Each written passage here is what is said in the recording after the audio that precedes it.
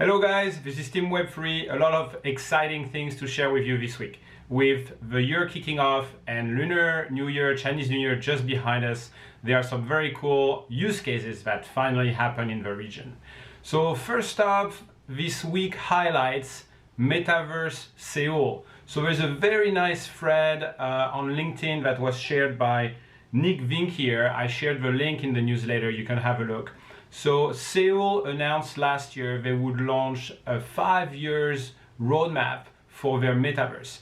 And they already launched phase one. They spent about 1.6 million US dollar to launch phase one in January. And you can already do a lot of things there. Now, the thing is, it's gated, right?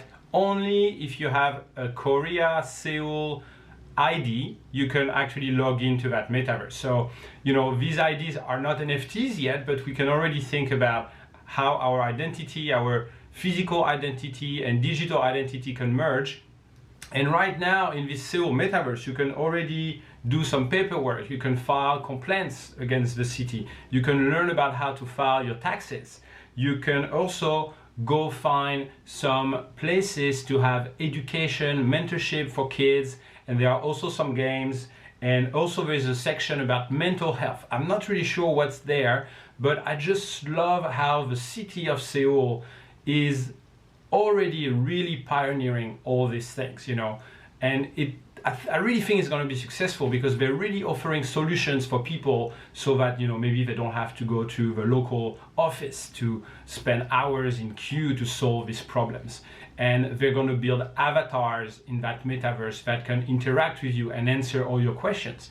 And with the rise of AI, we can really see this working, and I can really see more cities replicating things like that in the next few months or years. So this is very exciting. Really look into this. I think the global market should really learn about what Seoul is doing there. We all know that South Korea is very tech savvy.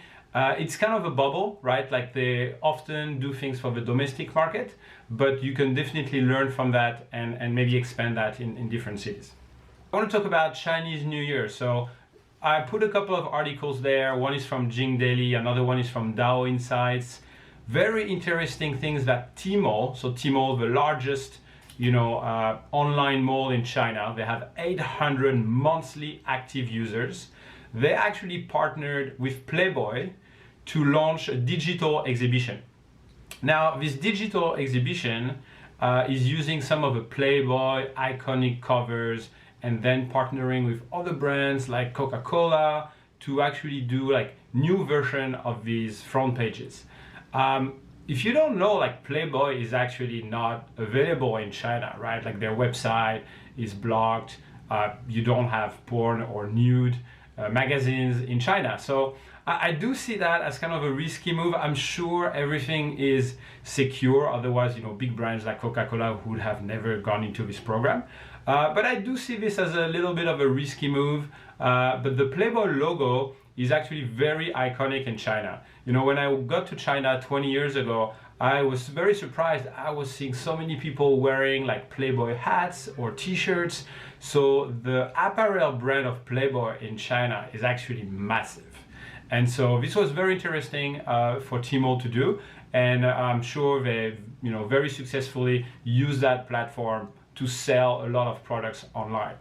Another thing that Jing Daily mentioned was the Sandbox. So, and actually, I would love to find out more about this because the Sandbox was having an activity for Lunar New Year, and they're having a metaverse party. They definitely want to lure in more Chinese users and Chinese players.